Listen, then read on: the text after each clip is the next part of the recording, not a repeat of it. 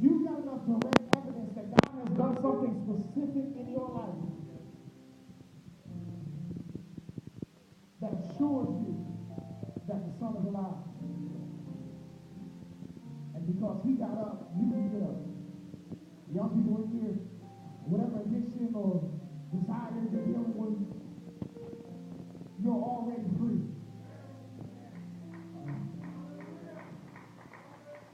Because Jesus got up, he's giving you the power to get up as well. You can just stand with me where you are across the building. Just stand with me where you are. I was reading in a history book that the Emancipation Proclamation was given. And it was a great day for everybody because the Emancipation Proclamation said that all slaves are free. The problem with the Emancipation Proclamation is the fact that not everybody got word that they were free. So some slaves experienced freedom by a word,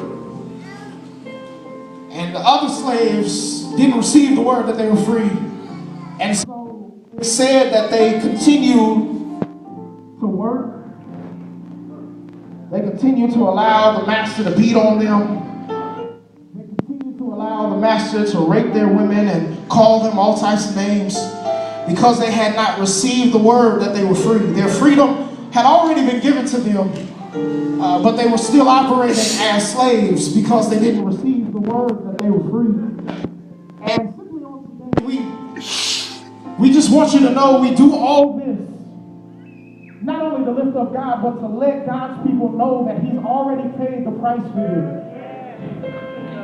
To let you know that there is no situation that you're dealing with right now that God hasn't already provided for, that there's nothing that the devil can do to hold you right now that God hasn't already provided a way of escape. There's nothing that you're in right now or dealing with right now that God has not already given you the power to deal with.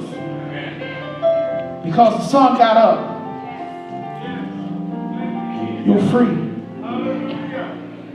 Problem is, like the slaves, many of us, even in this building, have not received the word that you're free. You've heard it, but you have not received it.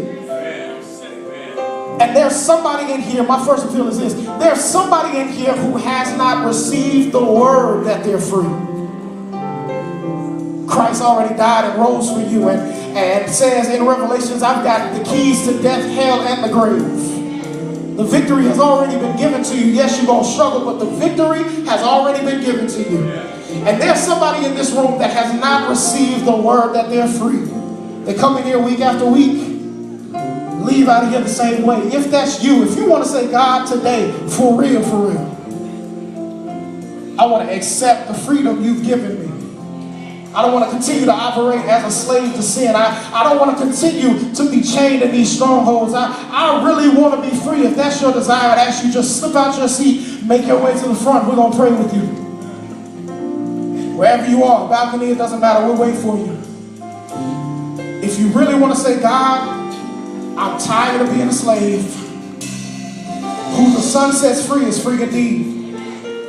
And I want to experience the freedom you've given. If that's your desire, I'd ask you just move out your seat, make your way to the front. Let's put our hands together for this young man. Second appeal is this. I've been watching on Netflix. I'm addicted to Netflix, and I've been watching this show called Orange is the New Black. And the show is about this young lady who finds herself in jail for something she did. And the interesting thing is not her story, it's not anything that has to deal with her, but the thing that stood out to me is there was a young African-American lady in the story, and all throughout the series she's talking about what she's going to do when she gets free.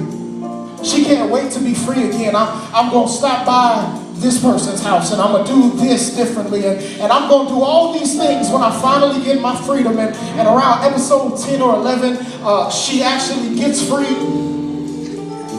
She's so excited because the chains are gone. She gets to walk outside and experience life in a new way. And so the episode ends with everybody just being so elated for her because she's finally got her freedom back. But by episode 14 or 15, you find that she's back in jail again. And it's not because she didn't want to be free. It's not because she didn't really will to be free. It's for the simple fact that she had been so conditioned as a prisoner that was the only place that she knew and she was comfortable at. And so my second appeal is this: there are some people who gain their freedom each Sabbath here.